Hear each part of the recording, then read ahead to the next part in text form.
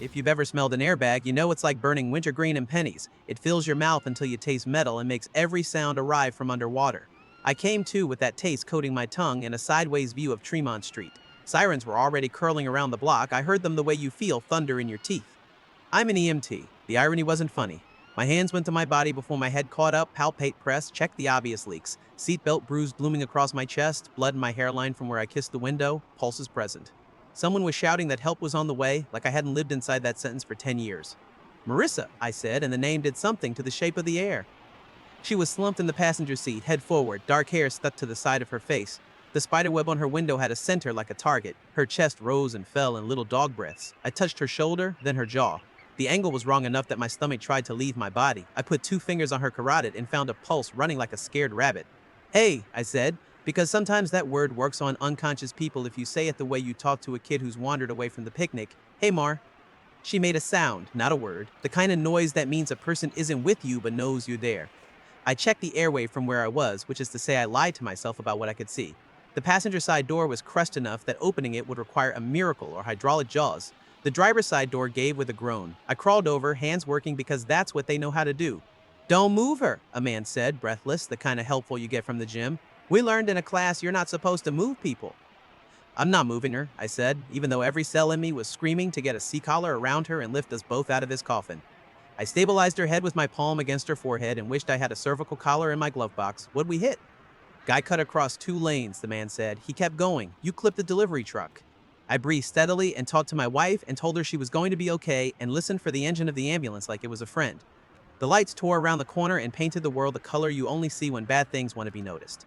I knew the first voice that barked our way. Diego, good paramedic, better poker player, always carries 2 pins and a pocket full of gum like he's ready to fix your life and your breath. Ethan, he said, and something in his face broke. Jesus, man. My vitals are boring, I said. Her airway's a maybe, C-spine's a definite. They did what we do. Collar, board, IV. Someone said PEA's a possibility, someone else said she's breathing, and it all sounded far away and right. In the swirl, something lit in the cup holder. Marissa's phone had made it through the impact with the kind of luck that makes you superstitious. The screen spidered, but the light fought through, and a name pushed itself up through the cracks. Aaron, here? Not hey, not you, okay, just here? The question mark looked cocky. I didn't touch the phone, I didn't have to. The second banner hit as they slid Marissa onto the board. Aaron, garage exit cam is dumb. Text me when you're out. It's amazing what your brain decides to hold when a siren is taking your wife apart a foot away. It's a number of CPR cycles and a notification that shouldn't exist.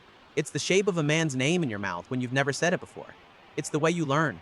There's a camera your wife shouldn't be worrying about because you installed it together and you didn't know it could be dumb. Ethan, Diego said, we got it. You ride with us or the second unit? I'll ride, I said. You sure? He said, and didn't wait for the answer because he's not cruel. He pressed a folded piece of gauze into the cut on my head like he was tucking a child in. You're clear enough, let's go. Boston rush hour parted because lights and noise still do that for us.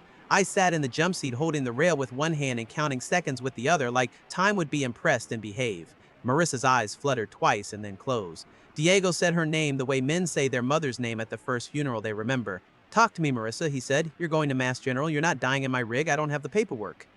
We hit the bay and the doors were a slap of cold air. Trauma team. Questions. The checklist sound a hospital makes when it's awake. They rolled her through double doors I've rolled 100 patients through and told me they'd be back, which is a nice way of saying, go sit in a room where the walls are beige and the coffee is crime. They always put you in family waiting like the word will catch you if you try to sprint into the part of the hospital with answers. The TV ran sports highlights nobody was watching. An elderly couple argued quietly about whether to call their daughter. A nurse at the desk wrote things down that will matter later to someone in billing. I stared at the coffee machine and remembered to call Marissa's parents because the part of my brain labeled decency hadn't fried.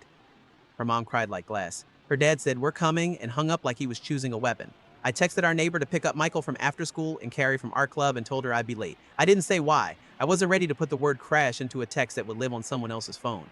After 20 minutes, you learn what waiting does to your hands. Mine kept wanting to do compressions on time itself. I got up, walked to the vending machine, bought a water I wasn't thirsty for. My phone buzzed while I unscrewed the cap. A message from my friend Sam, who runs nights on C-shift. He wrote, where's Marissa? No question about me, no how are you?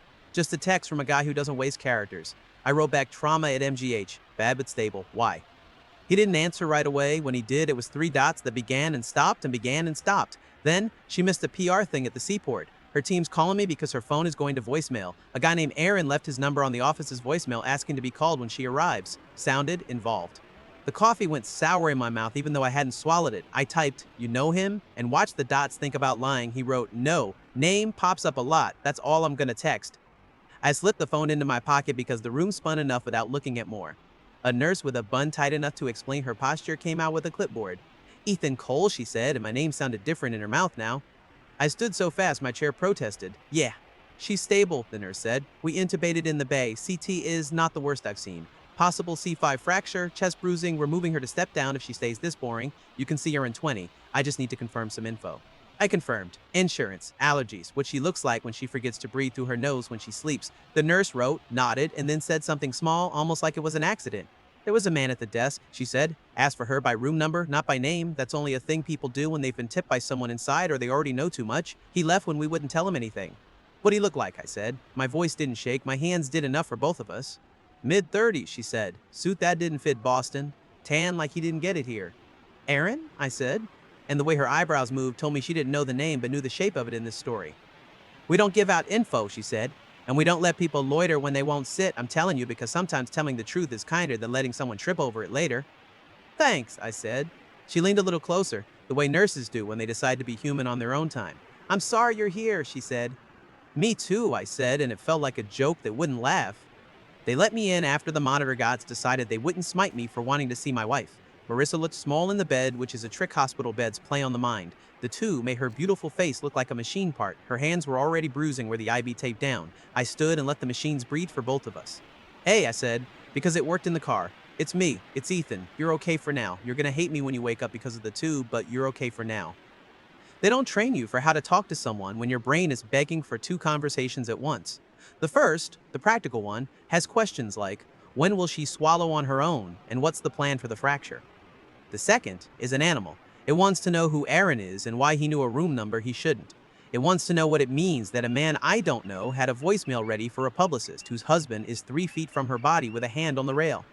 I sat until the fluorescent lights and the beeps and the smell of chlorhexidine made me believe I could live in this forever. Then I did the thing I knew I had to do that would make me hate myself for a couple of hours. I went home.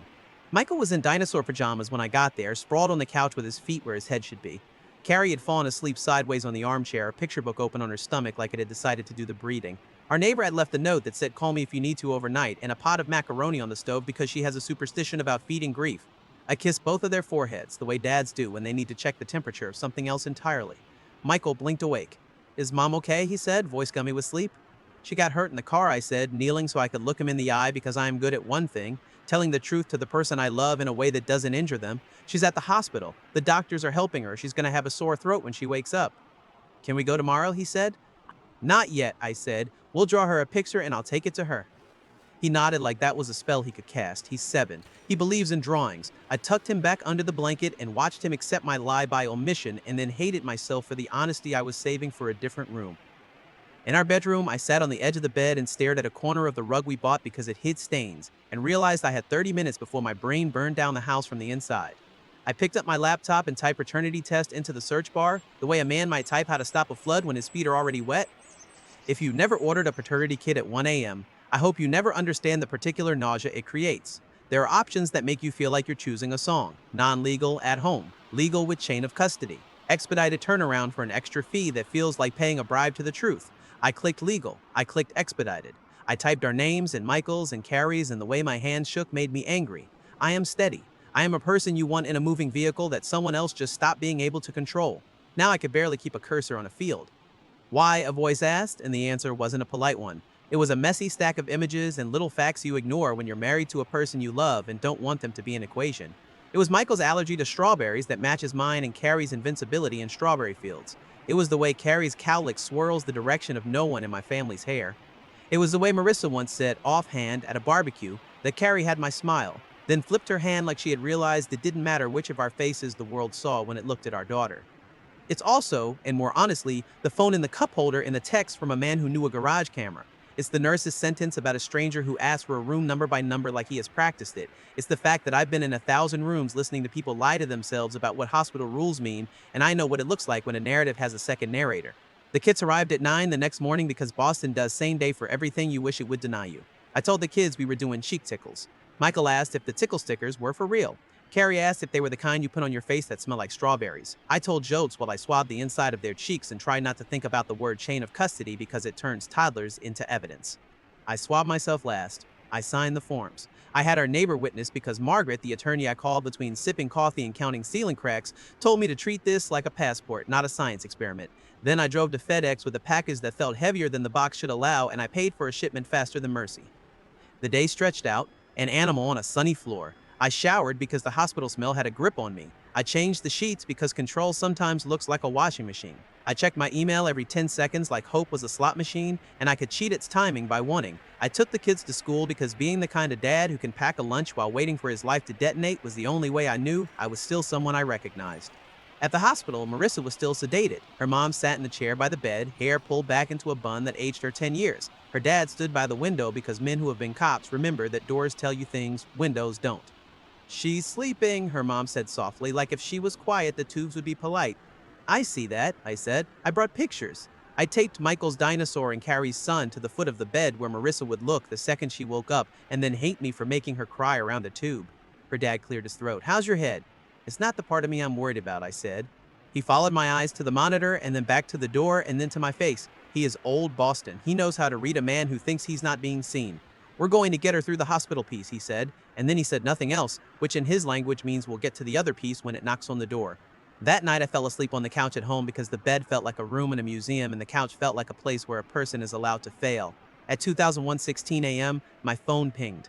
I came up out of sleep like a diver and lunged for it the way men reach for cigarettes they swore they quit. A subject line waited like a verdict.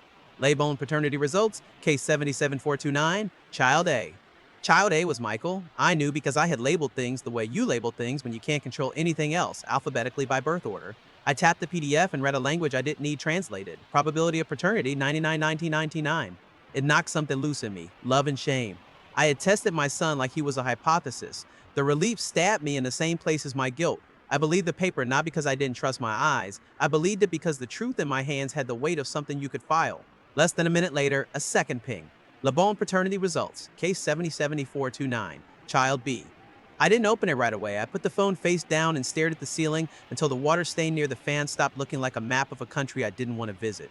Then I flicked the phone and told myself a man doesn't get credit for courage if he has to do a countdown first. I opened the PDF. Probability of paternity, 0.00%. The floor did not open, the room did not spin, the earth did not fall off whatever it's balancing on. I sat very still and read the line 3 times and then a fourth. And each time I tried to think of a way the decimal point could have migrated to a different neighborhood. It stayed where the lab put it. The words below it were polite and precise and had the emotional timbre of a parking ticket. Child B is not consistent with the alleged father being the biological father. I got up, I walked to the sink, I turned the water on because some part of me believed I could wash my hands of it. I stood there with water running over my knuckles until I realized I was wasting a thing people in other places pray for and turned it off. Carrie's drawing sat on the counter under a magnet that says Boston Strong in a font designed by someone who wanted to be reassuring. Yellow sun with arms like a starfish, a stick figure family drawn with Carrie's generous geometry. Mom's hair a hurricane, dad's legs too long. Michael and Carrie the same height because fairness is easier when you have crayons. She had written DAD with the D's back to back like headphones. The D and dad looked nothing like me and exactly like me. I went back to the couch and sat there and waited for a feeling to choose me. None did. Through the wall, I heard my upstairs neighbor come home from the late shift and set his keys on a table like he always does. Through the window, the city hummed the song. It sings at 3 a.m. Trash trucks that sound like decisions, distant laughter that sounds like memory. I sat until the light shifted and made the dust look like a constellation, and then I stood because the kids were going to wake up and ask me about cereal, and I needed to be someone who knew how to pour milk. On the way to school, Michael asked if he could bring his Allosaurus toy for show and tell. I said yes, even though Tuesday isn't toy day because I was a human being from the future with a secret. Carrie sang along with the radio to a pop song that thinks it invented being young. At the drop-off curb, I leaned into the back seats and kissed both of their heads and pretended like I wasn't cataloging the weight of a hand on a small skull. I'll see you at 3, I said. 3:05, Michael said, because precision is his current religion. 3:07, Carrie said, because teasing precision is hers. I drove to Mass General again, parked in the same garage where the spaces are painted with arrows so big they look like shouts.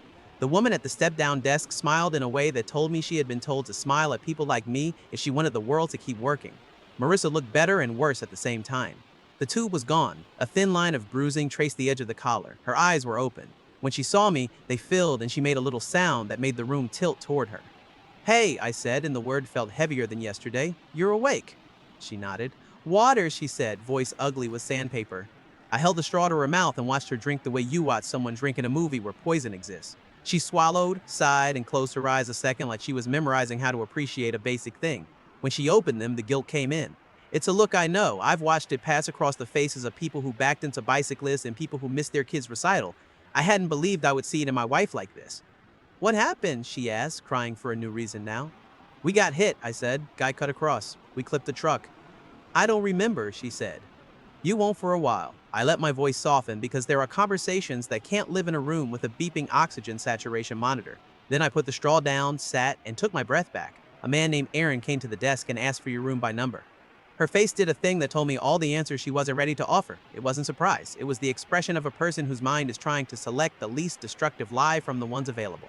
He's from work, she said, not meeting my eyes. He's PR. He knows a lot of hospital folks. He called my friend, I said. Left his number asking to be called when you arrived. I let that sentence sit next to the bed because I wanted to see if she'd try to push it off. She didn't. Her mouth opened and closed. You're in pain, I said, standing because I am an idiot who tries to spare people by changing altitude. We'll talk when you're less high and I'm less insane. Ethan, she said, and I hated the way hearing my name in her mouth felt like hearing it from a stranger. I ordered paternity tests, I said, and it was the only way to move forward that felt like I wasn't dancing to a song I didn't pick for both kids. Her face emptied out, then filled with something like resolve. Okay, she said, good. I didn't tell her the results. I didn't know if withholding was kindness or cowardice. I knew that telling her would send us both into a level of pain the floor couldn't hold. I sat a while until her eyes slid closed and the line on the monitor learned to trust the room again. Then I kissed her forehead because habit is a religion too and left. I drove to her parents in West Roxbury because some conversations require square footage you can pace. Her mom opened the door and gathered me in as if I were still carrying the car. Her dad was at the table with a coffee and a day-old globe open to a story he wasn't reading. She's awake, I said. She's gonna hate the collar for a while. Her mom cried, then laughed because the brain sometimes throws confetti when you tell it chaos is over. I can bring her yogurt, she said. She likes the kind with the fruit at the bottom. Her dad looked at me hard. You okay? I sat. I looked at the table. I could have started with the crash report. I could have looped to rehab schedules and timelines that would make everyone feel employed. I could have done what sons-in-law do and talk about work so no one has to talk about family. Instead, I said, I ordered paternity tests. Her mom put a hand to her mouth like she was trying to catch the word before it hit the carpet. Her dad didn't move. For what possible reason, her mom said, and I didn't answer because that sentence answers itself if the person asking wants to listen. The results came in last night, I said. My voice was someone else's. Michael is mine. Carrie is not. Her mom made a sound like someone had pinched her soul. Her dad didn't even blink. The room became the kind of space where the truth breathes because nobody is brave enough to talk over it. Are you sure, her dad said finally. Words balanced like bombs. Chain of custody. Lab. Not a Walgreens kit, I said. It came out ugly because I needed them to know I hadn't taken a shortcut to destroy their daughter. Her mom shook her head like there was water in her ears. That doesn't make sense, she said. She loves you. Loving me doesn't rearrange DNA, I said, and I hated how cruel it sounded in my own mouth. Her dad exhaled. It was a sound with history in it. What are you going to do, he asked, because he is the sort of man who doesn't pretend agency isn't part of this. I'm going to file for divorce, I said. I'm going to stay Michael's father in every way. I'm going to make a plan for Carrie that doesn't lie to her or make her an instrument. My voice wavered, but the content stood up. I'm not telling the kid she cheated. I'm not making our living room into a trial. I'm going to be decent and dull. I am going to try to survive this without becoming a person I hate. Her mom cried again because crying is a room she knows how to decorate. Her dad nodded once because nodding is a room he visits if he can't take you to the garage. He stood, came around, put his hand on my shoulder. It is a ridiculous thing, what a hand can do when the rest of the body remembers to mean it. I'm sorry, he said. Me too, I said. On the way home, a rain that wasn't in the forecast fell out of a sky that didn't ask permission. I parked, sat in the car, and watched drops chase each other down the windshield like a trick I hadn't enjoyed since I was 7. The garage camera light blinked in the corner of my eye, steady, stupid. Something in my head connected the line in the text to the exit cam I had installed in our building because a break-in last winter took 2 bicycles and a piece of my comm. I went to the management office and asked the guy who wears a polo with the building's logo if he could pull footage from Tuesday night. Had a crash, I said. My wife's in the hospital. I think someone was following her from here to there. I didn't know if that part was true yet. I knew how it felt. He looked at me like I had just offered to carry his boxes up the stairs without asking for the favor to be remembered. I can't give you a copy without a police report, he said, but I can look. He clicked and scrolled and replayed the way men click when they've decided to be on your side. At 11:07 p.m. on the screen, Marissa walked to her car in a dress that said she still believed herself when she said the words work event. She checked her phone, looked up at the camera purely by accident, and for half a second she was a person caught in a still image of herself. 2 minutes later, a man in a suit too sleek for our block walked past the lens and turned his head the way men do when they're checking a mirror. He got into a car that had plates the camera didn't bother to love. He waited 90 seconds, then he pulled out behind her. "Who's he?" the manager asked. "I was hoping you could tell me," I said. "Nah," he said softly, "but I can tell you what he looks like when he's gonna make your month worse." I thanked him. I walked back to the elevator and watched my reflection in the brushed metal doors and tried not to imagine how many ways a life can break. Upstairs, Michael was building a fortress out of couch cushions. Carrie was cutting construction paper into stars like the universe had asked for help. I stood in the doorway to the living room and watched them like a burglar. Carrie saw me first. "Dad," she said, and ran into my legs with enough force to remind me that being loved by a 6-year-old is the most athletic event on earth. "I made you a star. It's for your wallet. It makes money lucky." I took the star. It was blue because Blue is serious and she is serious about everything that matters to her. I put it in my wallet next to the insurance card I had handed to a nurse hours earlier. "Thank you," I said. "Do you want to play?" Michael asked. "I need a dragon." "I'm the best dragon," I said. "Ask anybody." We played until the dragon was defeated and the fortress fell because someone couldn't stop laughing. Later, when they were in bed and the dishes were pretending to soak, I opened my laptop and emailed Margaret the lab results. She responded 5 minutes later with a draft of a filing and a list of instructions that read like a recipe for not falling apart. I followed the list because following lists is my love language. I didn't sleep. I lay there and listened to my building breathe and thought about the way the nurse had said asked by room number and the way Sam had texted, "Where's Marissa?" like something else had snapped into place without me. I thought about Carrie's star in my wallet and the way she has always leaned her head against my arm when she's tired as if I'm a pillow and a person and a promise. I thought about blood and choice and the awful thing it does to you when you have to pick between the two in a room where someone is trying to sell you the idea that you can pay for both. At 5:30 a.m., the city began its morning clatter, and my brain got out of bed before I did. I made coffee, I packed lunches, I moved through the house like a stagehand, making sure the next scene could be played by people who didn't audition for this part. I left the emails open on my laptop, as if evidence left in the light is safer than evidence kept in the dark. At 7:12, my phone buzzed. An unknown number with a prefix that made me think of the other coast. I didn't answer, went to voicemail. A minute later, a text. "This is Aaron. We need to talk." I didn't answer Aaron. I forwarded the number to Margaret and told her if he called again, I wanted a template reply I could send that wasn't a reply at all. She wrote back in 2 minutes because she knows how to throw a rope to a man in a moving river. "Do not engage, forward all contact to me, save the messages. If he shows up in person, call 911. If he calls the hospital, that's their security's business, not yours. Your job is to be a dad and a client, not a detective." That was the day I stopped trying to do everyone's job and started doing just mine. The hospital had its own job to do too. When I asked the charge nurse to note the desk incident in Marissa's chart, she didn't blink. She wrote a formal visitor note with the time, the description of a man asking by room number, and the fact he was turned away. She slid me a copy of the patient bill of rights with the non-disclosure lines highlighted in yellow like the sun. I didn't need the sun, I needed paper. Paper behaved. I also needed a private investigator because sometimes the truth is a door you're not allowed to open by yourself. Margaret made the call. Her name was Lena. She met me at a coffee shop in the South End that charges too much for croissants and has plants hanging in macrame like they're in witness protection. She was in her 40s, hair pulled back, eyes that said she's been hired by 3 people this week who wanted her to find their spouse's conscience, and she found everything else instead. "I'm not here for revenge," I said. "I'm here for clarity." "Clarity is the worst revenge," she said, and sipped something green. I gave her the stack I had, the lab emails, printouts of the bank statements with hotel charges circled, screenshots of the garage exit video with the sleeker-than-us car, the ER visitor note. I handed her the texted number from Aaron like it was a tooth I had pulled myself.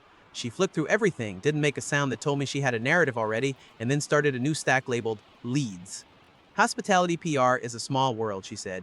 "So is Boston, even when everyone's pretending it's New York. If she's been telling people she was at work events, I can tell you if the events existed. If the events existed, I can tell you who checked the guest list twice and who they were dating later that night. With your consent, I'll run her personal email through her breach dump, see what's been used where. I'll pull ring clips on the nights with hotel charges. Pattern will tell us whether this was a fling or a hobby." "I don't need the adjectives," I said, "just the nouns." She nodded. "You'll get nouns and dates, then you can decide what to do with them."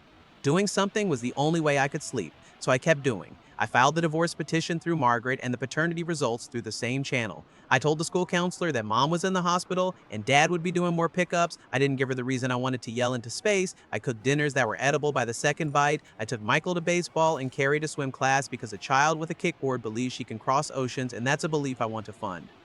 Marissa woke up mean the third day, which meant she was healing. She hated the collar with a sincerity that made the nurse smile. She tried to joke and failed. I sat in the room the way you sit with someone you don't know how to touch anymore, and when she fell asleep, I read emails from Lena as if they might turn into bedtime stories if I squinted. It took Lena 5 days to build a binder that made my stomach tilt just looking at the spine. She didn't make me meet at a coffee shop this time. She walked it to my door and set it on the kitchen table like you'd set down a dog you weren't sure was friendly. I need you to understand something before you open it, she said. This is a timeline. It's not a personality test. You're going to want to put adjectives on it again. Don't. Just look at what happened, when, and how often, then go for a walk. I opened it anyway because I'm not a liar. It started 3 years ago. Some messages and receipts lined up with things I remembered. Girls' nights, an opening party at a new hotel in the seaport, a charity auction that sent her home tipsy and generous. Then the nouns proliferated. Weeknights when she said she was repping a VIP at a restaurant launch and she was at the Caraway or the Mariner. Men whose names I didn't know and men whose names I did, which made something in me laugh because I had shaken hands with their wives at school pickup and asked about summer camps. Lena had pulled guest lists from PR events and overlaid them with hotel logs. 42 distinct partners over 3 years. Some repeats, a bartender who thought he was a secret and an assistant general manager who had never been secret about anything but thought his suits were camouflage. Aaron? I asked without looking up. Food and beverage director at a hotel that shows up in your bank statements, she said. He's married, or he was before last month. I don't need to know who they are, I said, and slid the binder closed like you put the lid on a pot that's boiling too hard. I needed to know this wasn't one person. I needed to forgive myself for not seeing one person. You missed the pattern, she said. People miss patterns when they're working and raising children. That's not a character flaw, that's a workload. She left me with the binder and the advice to get rid of it when it had served its purpose. I wanted to burn it in a backyard pit like a movie. My building doesn't allow pits. I put it on a top shelf because so much of my life now belonged on top shelves where small hands couldn't grab it and ask what it was. 2 weeks after the crash, I was leaving work when I saw her car in my rear view. It was a Tuesday. They had discharged her with stern words about driving, which meant nothing to people who believe they can charm their way past physics. I turned right instead of left at a light I always turn left at. The car turned right. I merged onto the highway and then off. The car did what I did with a gap that said this was a game and the player liked the challenge. I pulled into the police station lot because I am not a man who plays that game. I walked inside, told the desk sergeant I was being followed by my estranged wife, and watched the part of his face that held jokes go blank. Stay put, he said, and sent an officer outside to see if she parked like a person who still believes in the rules. She had stayed on the street, idling. The officer waved.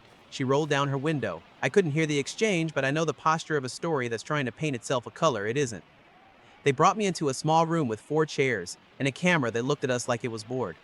A younger officer with a calm voice asked me what's been happening. I told him. I told him about the crash, the hospital, the man at the desk, the text, the binder I didn't describe as a binder. He took notes the way good people take notes when they plan on eventually being able to swear under penalty of perjury. Do you want a restraining order, he asked. We can help you file for a temporary one tonight. What does it do, I asked, even though I could have drawn the diagram from memory. Keeps her from contacting you directly, he said. No phone, no text, no third-party messages, no coming within a certain distance of your home or workplace. If she wants to see the kids, that becomes a family court conversation that doesn't involve following you with a car. I don't want to cut her off from the kids, I said. You're not, he said. You're cutting her off from you. I signed. They sent a patrol car to deliver the temporary order to her on the street and told me to wait in the lobby until she was a block away and likely to stay that way. By the time I got home, Margaret had the paperwork in her inbox and had added it to our case file like a card you put in a deck you want to win with. The hearing for the longer order was 3 days later. Family court is a room that smells like other people's choices and a cleaning product that doesn't quite cover them. Marissa came with a lawyer who had the easy posture of someone used to both win and loss. Marissa looked good. She always looks good when she needs to. She wore a dress you pick when you want to look like the person you were before you tried to change the ending. The judge was a woman with the kind of eyes that have seen too many men try to tell stories out of order.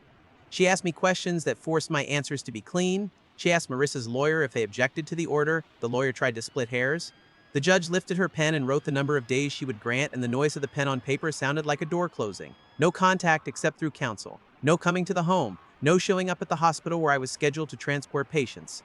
The judge looked at me and said, if there are children involved, arrange exchange through a neutral third party. Do not use your children as messengers. Do not send words through their backpacks. It was over in 10 minutes. The paper was warm when they handed it to me. Outside the courtroom in a hallway that had probably been repainted 100 times and still couldn't forget, Marissa looked at me with eyes I didn't recognize. Regret tries to look like apology. Sometimes it's only fear wearing makeup. I just wanted to talk, she said, voice low, lawyer hovering. You had 10 years to talk, I said. The judge bought me 90 days to breathe. She opened her mouth. Her lawyer touched her elbow and said, not here, in a voice that meant not ever. The order made the house quiet in a way that scared me and saved me. Her parents became the go-between for anything child-related. They texted pickup times like a dispatch log. They asked if they could bring soup and never did because pride comes in Tupperware too. The kids asked every third day when mom was coming home. I told them the truth I could stand in the room with. Mom needs time to get better. The doctor says she can't be around the house right now. You didn't do anything wrong. No one is mad at you. That last sentence is the one I said hardest because children are egocentric in the way that makes them think they control thunder. On day 21 of the order, a heavy envelope showed up in my mailbox with Australian stamps that made the postal worker in my building say, "You got a globetrotter." The postmark said Sydney. My name was in Marissa's handwriting, the one she uses for birthday cards and little notes she leaves on the fridge when she buys the good yogurt. I opened it at the kitchen table, which has seen too much. The letter was long, not an apology, not an explanation, something in the crack between confession and performance. She wrote about leaving Boston because every block has a ghost. She wrote about a job and event experiences in a hotel on Darling Harbor, which I Googled, and then closed the laptop as if that could move a continent. She wrote about how she lost herself and found herself and couldn't be both in the same city, which is the kind of sentence people write when they want you to believe pain is a brand. She wrote, "I'm not coming back. I won't contest whatever you file. I am not asking to see you. I can FaceTime with the kids if you allow it through mom and dad. Please tell Carrie when she's older that I love her and that the way she came into the world doesn't change the way I felt when I first held her. Tell Michael he saved my life just by making me get up in the morning. Tell them I left because staying would have made me a worse mother. Tell them their dad is good." She underlined good like it would spin better if she emphasized it. In a postscript, in smaller letters like a secret she told herself she wouldn't write, she wrote, "I am not proud of what I did. I never stopped loving you. I don't expect you to believe that, and I'm not sure I should want you to." I folded the letter. I put it in a file folder with the lab results in the order because it belongs with paper that remembers me. Then I sat right there and didn't move until the light changed from afternoon to the ugly gray Boston gets when it doesn't want to commit to evening. Carrie came into the kitchen in socks and slid on the wood floor the way she knows she's not supposed to, which I used to correct and now make room for. She climbed onto my lap without asking. She has always done that. Even at 2, she would climb people like small mountains to get a view. She fit there still, even longer legs, even heavier want. "Dad," she said, and that word needs its own dictionary. If we're a triangle and one point goes far away for a while, does the triangle get smaller? "Triangles are stubborn," I said. "They keep their shape. Sometimes you draw new lines to make sure they do." She put her head under my chin and breathed in the rhythm she learned in my chest. I lost it then. Not like in the movies where men knock tables over. Quietly, like water that pours over a dam after a season with too much rain. She patted my arm the way I pat hers when she hurts. "She is not mine by blood," the paper says. "Every other thing about her is something I know because I was there when it was built." "You're my only dad," she said into my shirt, muffled, like it was a secret she had decided to put where I keep my heart. "I'm not going anywhere," I said. I said it not like a promise, like a pledge. The next morning, I asked Margaret to file for sole legal and physical custody of Michael and to petition for formal recognition of my relationship with Carrie. I didn't try to be my own lawyer. I told her plainly what I wanted. "I want the court to see me the way Carrie sees me," I said. "I want language in place that means if Marissa drifts back in with a wind and a story in 2 years, the system doesn't forget who packed lunches and held her through ear infections. I want structured contact with her mother through the grandparents and through a portal that doesn't go through my phone. And I want a file open for adoption if and when it becomes the thing that's right for her and legal where we live." Margaret didn't flinch. "You're asking for recognition as a de facto parent," she said. "Courts hate fancy words. They love schedules and stability. Let's give them both." We did the childcare handoff through her parents in a park bench near Jamaica Pond for a while because neutral sites make neutral days. The kids ran, we traded backpacks like briefcases, and every time I watched Carrie choose to run back to me with the kind of trust you don't get paid to hold, the file in my chest grew. Judge or no judge, you can't legislate that. You can only honor it. Lena's final report landed with an email that said, "Call me when you're ready." I wasn't. I skimmed enough to know that the men had been many, that the pattern was not a crack but a climate, and that Erin had texted 2 of her coworkers the night of the crash asking whether security could be nicer to family. Lena had included a screenshot of the ring cam from the week before the collision. Marissa stepping out at 11:02 p.m., looking up at the lens with a face that might be guilty and might just be tired. I closed the file. I put it away. The truth had done its job. Anything more was a hobby I didn't want. Erin texted once more. "Your wife blocked me. I need closure." I let Margaret answer. "Cease contact. All further messages will be preserved for litigation." He sent a final missive that tried to make me look like a jealous teenager. I ignored it. It felt like not eating cake. Hard the first hour, easy the next. The first court date on custody went the way fair things should. Not dramatic, a little boring. The judge listened to Margaret talk about routines in school and the counselor who said Michael was doing as well as could be expected and drawing a lot of dinosaurs with a dad shape next to them. She listened to the guardian ad litem, who had come to our apartment and sat on the floor and helped Carrie do a puzzle while asking me questions in a voice that sounded like someone reading a map aloud. She read the letter from Marissa's lawyer, stating that her client would not contest sole legal and physical custody of Michael in light of her move abroad, and that she would consent to a formalized contact plan for Carrie that recognized the child's bond with Mr. Cole and the child's best interests. The judge looked at me and said, "You understand that this means more work for you and more clarity for them." "I'll take both," I said. She granted it. She put words on paper that made the shape of our days not dependent on other people's moods. She wrote a contact plan that allowed for Carrie to live primarily with me, to visit her maternal grandparents every other weekend, and to have face-to-face contact with her mother through video once a week through a supervised portal the grandparents managed. It wasn't adoption. It wasn't a fairy tale. It was the grown-up version of love, which is a schedule you keep even when your heart has other plans. The TRO expired and became unnecessary because Marissa kept her word from a hemisphere away. She called the kids on Sundays at 4 Boston time, which is Monday morning in Sydney if you're counting, and I stood in the doorway long enough to make sure the calls were about the kids and not about repair. They were. Michael told her the score at his game even when he struck out 3 times. Carrie showed her the splash marks of a swimmer who has learned to trust water. When Marissa cried on those calls, she did it quietly enough that the children didn't notice. I noticed. I didn't correct her. I'm not her editor anymore. A year is a long time if you're waiting on a boat without an oar. It's fast if you fill it with things that steal days and give you a life. We did Little League and Park Days and the Children's Museum twice because the exhibit changed, and I am a sucker for anything that lets me watch my kids pretend to run a grocery store without paying for the cereal twice. I fixed a leaky sink and felt like a hero for 30 minutes. I learned how to make pancakes in dinosaur shapes without cursing. I saw my neighbor in the hall and talked about the Celtics instead of lying about why I was awake at 3. I started leaving my phone face up on the table because secrets don't live here anymore.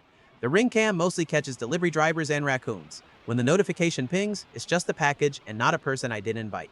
Sometimes I stand on my balcony and listen to the city be loud for someone else, and then go inside and read a book in the quiet because quiet feels like a right I earned. We didn't tell the kids about DNA. We told them what they could lift. Mom lives far away. Dad lives here. You can love people who aren't here and be okay anyway. You can love people who are here and still miss people who aren't. When the day comes that Carrie asks a question that requires a different truth, I'll answer it. I have the folder, I have the therapist's phone number, I have the words. For now, she needs a person to braid her hair badly on school mornings and tell her she can learn to dive as she points her fingers like a superhero. I can be that person without talking about chromosomes. We did the thing with the court papers that makes a different kind of story possible later. Margaret filed a notice that we intend to petition for adoption if circumstances allow, and if the child expresses that wish when she's old enough to express it without doing it because she thinks it will make me happy. I don't need a judge to tell me I'm Carrie's dad. But I'm not too proud to let a judge put it on paper when it's time. Paper behaved for me when stories didn't. I won't stop using it now. Sometimes I still get mad, not the throw a blast kind. The quiet, why didn't I see it kind. I take that anger on a run along the Charles and let it spend itself against wind in a river that doesn't care what my court date was. When I get home, I'm sweaty and stupid and the kids make fun of how red my face gets and I pretend to be offended and then admit they're right because that's the kind of truth that's safe in a living room. Once, at Target, I saw Aaron. I didn't know it was him until he said my name in a tone that wanted to sound like apology and landed closer to curiosity. He had a cart with bottled water and protein bars. He looked like a man who was pretending he didn't know what the inside of a courtroom smells like. "Ethan," he said. "Hey." "Hey," I said. The aisles were bright. My son was arguing with my daughter about which cereal tastes like rainbows. This is not a scene that allows for melodrama. "I heard she left," he said, like Sydney is a rumor. "That sucks, man." "It does," I said. "I didn't know," he said, and the sentence fell apart even as he said it. "You knew my name," I said. "You knew a room number." He winced. Look, I'm sorry. "I'm not who you need to say that to," I said, and pushed my cart toward the checkout because my life had exactly 5 minutes for this conversation, and none of them were for him. Behind me, Michael asked if the store sold real swords. I told him no, and he asked how the kings in olden times got them then, and I said not at Target, and he was satisfied. If you're waiting for the part where I forgave Marissa because that's what movies sound like, you'll be waiting a while. I forgave the version of her that made me a dad. I forgave the version of me that wanted to believe crossword puzzles were fidelity. The rest is a job for a god I don't pretend to be. What I can tell you is that respect is the minimum. It's not an award you earn by doing a trick, it's the cover charge to get in. If you can't pay it, you don't belong in the room. The other thing I can tell you is that fatherhood can be louder than DNA. It's packing lunches and sitting through a ballet recital where the music cuts out and the kids keep dancing anyway because they memorize the counts. It's answering questions you don't want to answer in a way that lets a child keep believing the world is worth asking about. It's being the person who shows up when they skin a knee and when they get a perfect score on a spelling test and when they lie to you about brushing their teeth. It's a presence you don't have to prove to anybody who matters. The last time Carrie fell asleep in the car, head lolling to the side in a way that still turns me into an airbag for small people, I carried her inside and tucked her into bed. Michael came to the door, big eyes and a face trying not to look worried. "Are we okay?" he whispered. "We're better than okay," I whispered back. "We're us." He nodded like I'd reminded him of something he already knew. Then he grinned with all the gaps his dentist says are normal and said, "Can we get pancakes for dinner tomorrow?" "Absolutely," I said. "Dinosaur shapes." "Brontosaurus," he said. That's a sauropod, Carrie mumbled from the pillow without opening her eyes, and I had to bite my lip to keep from laughing because I was holding a moment I knew I'd want to hold forever. If you made it this far, tell me what you'd do if you were me. Would you stay in Carrie's life as her dad, even after the DNA said no? Or step back for self-protection and let biology make the rules? Drop your take in the comments, hit like if this one kept you, and subscribe if you want more messy, true-to-life stories where respect is the minimum and choices are the plot.